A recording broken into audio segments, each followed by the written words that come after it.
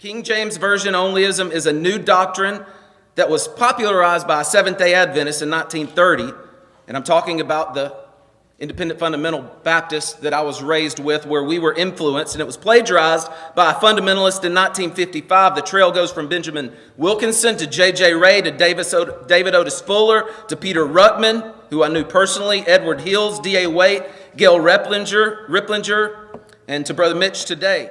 And I didn't get my truth from Peter Ruckman. Even the Bible believers were afraid to say Dr. Ruckman. Well, I'm not from Dr. Ruckman. Well, why not? What's wrong with him?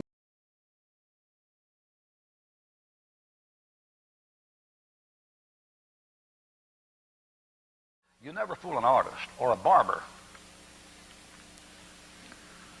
A barber will tell you the three kinds of hair. And they come from three different follicles.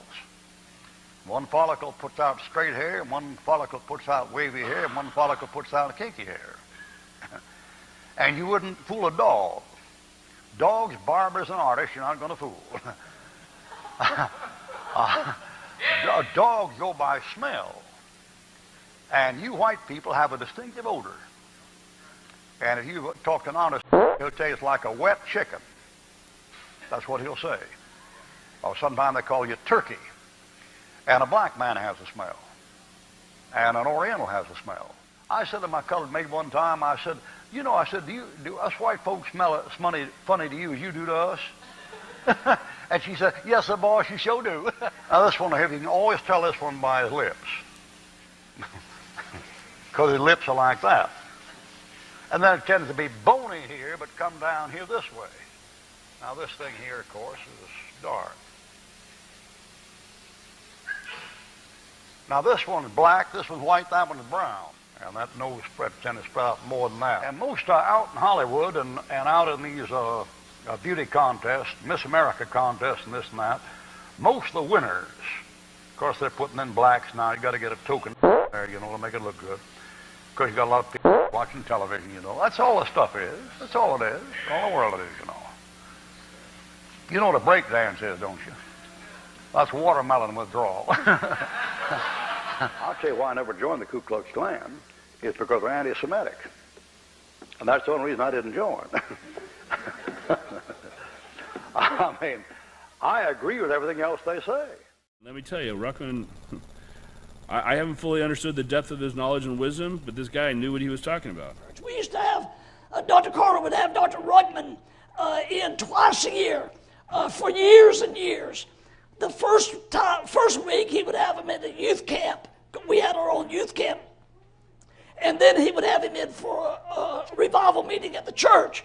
So I got a good dose of this Bible early on in my Christian life. Guys, we're independent Baptists. Do you know how small that majority is?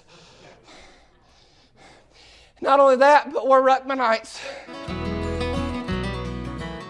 Welcome to the 1611 Defense Podcast. This is Kyle Kiker with co-host Mitch Knupp. I've been listening to church history, Peter Ruckman's church history lately, and he was talking, Brother Ruckman's got a book on the mythological Septuagint, okay, and how you can't find the Septuagint directly before Origen, right? Parts with certain people, but tell us briefly about that, if you will, Brother Mitch. There is.